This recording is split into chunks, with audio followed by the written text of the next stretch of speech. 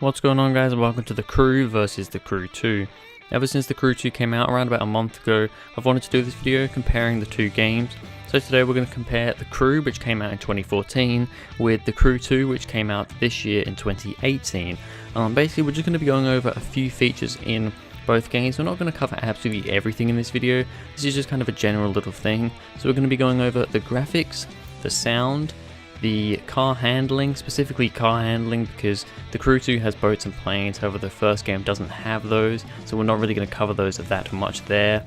Also the car list in both games, once again just looking at cars because you know, no boats and planes in the first game, and then we'll also briefly look at the campaign as well, along with any other additional stuff that I may need to want to talk about. But anyway, let's get started with the graphics. Alright, so the graphics are an interesting thing in this game. Now, I'm never really massive on graphics. Of course, I like very good graphics. It's, you know, it's what you want in a game these days. However, I would much rather have a good performing game and just a nice playing game than a really good looking game.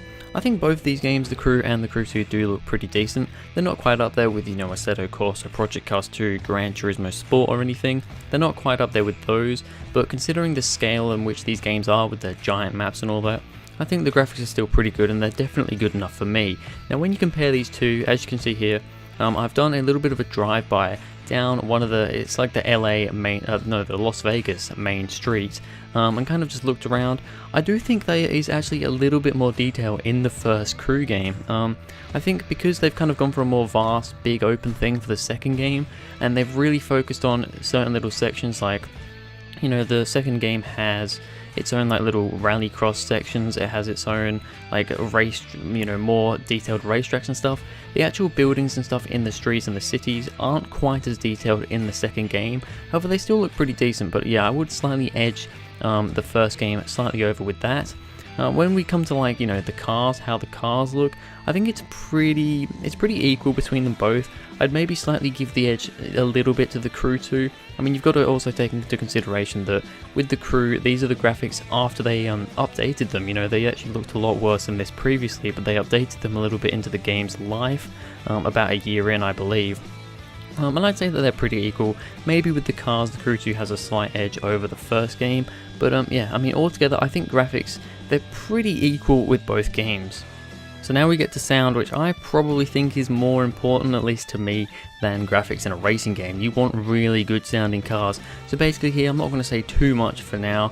I'm just going to let you guys listen to a couple of cars. I decided to do the Ferrari 458 and the Chevrolet Camaro for both games, and then you guys can see how they sound.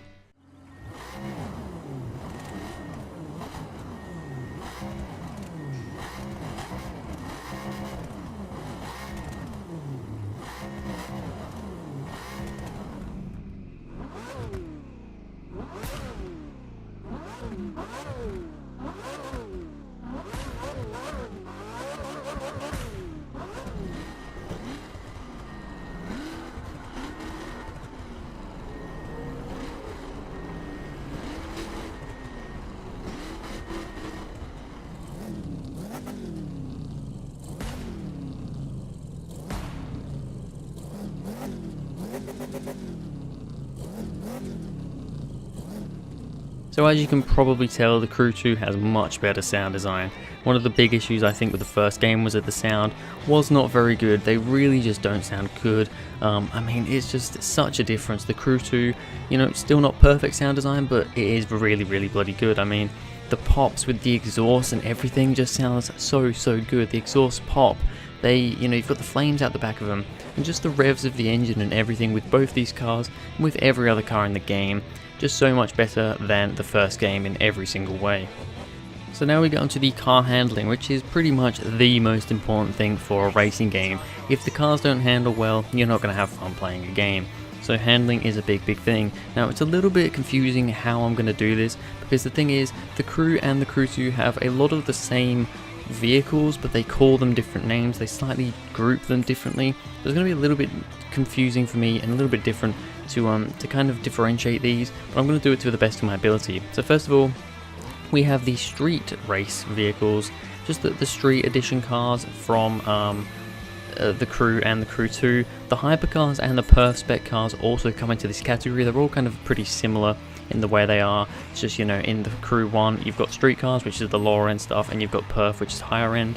In the Crew 2 you've got street edition, lower end. Hypercar is the higher end cars. And yeah, I mean, I think the handling model has been improved since the previous game. I think the Crew 2 does have a different handling model. It's definitely got a different handling model.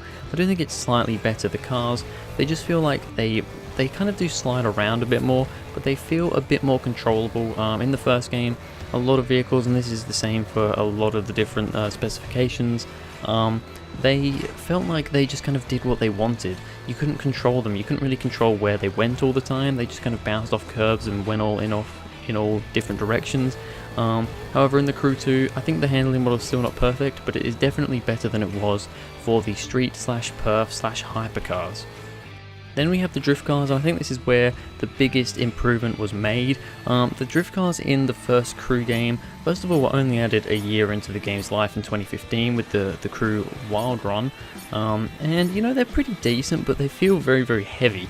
When driving them around, they feel really, really heavy, whereas in the Crew 2, they've really lightened the cars up. Now, the first time I ever drove these drift cars, it was a little bit strange for me because they do drive so much differently than they did in the first game. They're so much lighter, they really will just keep on going and sliding, whereas in the first game you really had to kind of get them around to slide. But I think all round, the Crew 2 has much better driving physics and handling for drifting. It's just so much better. I don't know if I'd say, it probably is easier. It's easier to get the car sideways, definitely. And I think in the long run it is easier. And it's definitely more fun to drift in the Crew 2 than it is in the previous game. Then we move on to the dirt cars in the Crew, which are now pretty much the rallycross cars in the Crew 2. These ones are pretty, you know, you've got that same sort of difference that you have with the street/perf hypercars, where in the Crew 2 they're just a bit more lively, they're a bit lighter. I think that's really the main thing with all these cars. Cars seem to be quite a lot lighter in the Crew 2 than they were in the Crew 1. And you know, it's kind of hard for me to differentiate these two too much. I do quite like still how the dirt cars drive, but once again, in the first game you've got that issue where if you hit a bit of a bump badly or hit a curb, the car would kind of go off and do its own thing, whereas in the Crew 2 it's a bit easier. Although the cars do slide around quite a lot more, they're a bit easier to control and manage. So I think because of that, the Crew 2 once again wins with the dirt/rallycross cars. Then we've got the raid vehicles, which are pretty much just called raid vehicles in most games. They just call them raid in the Crew. They call them rally raid in the Crew 2, but they're pretty much the same thing once again here. Honestly, with this one, not really much to differentiate at all. I think they both drive pretty similarly. I said that really weirdly. Yeah, once again, this one is probably one of the hardest to differentiate. So I can't really say too much about this. I've never been the biggest fan of the raid cars anyway. Wasn't a massive fan of them in the first game. Not the biggest fan of them in the second game as well. I find the events to be interesting, that it's kind of, you know, you kind of figure out your own way of going around the track and stuff. But yeah, not the most fun cars to drive, I don't find. I think they're a bit sluggish and just not the most interesting. One thing that is a bit of a disappointment with the Crew 2 is that we don't have the kind of collect the boxes sort of game mode that you will be seeing in the Crew's gameplay right now.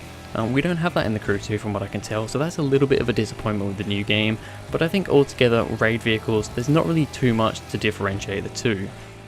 Alright, so then we have the circuit cars from the Crew, and I think they're just called the touring cars from the Crew 2. Pretty much they are your race cars, they are your circuit cars, your touring cars. I mean, what else do you have to say? They're mostly the road cars but converted into race cars. I think once again this is one that has maybe a little bit more of a difference than I actually thought. In the Crew, especially with the one I was driving a Lamborghini Gallardo circuit car.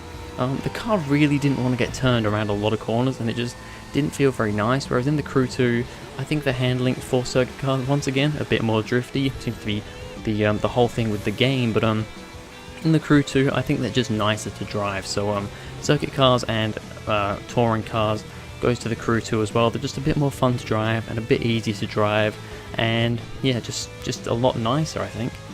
And then finally, for the cars, we have monster trucks. And I think this is the one instant, I mean they're called monster trucks in both games by the way, there's literally no differentiation there at all. This is the one instant where the Crew, the original game, actually has the upper leg. I don't know what it is about the Crew 2, but I do not like how the monster trucks drive in the Crew 2. I think one of the main things that they seem to just fly around a bit too much in midair with that whole kind of lighter feel that the cars seem to have in this game. The monster trucks don't fare very well with that. I just don't like how they move around. They kind of bounce around a bit too much and I don't really like that.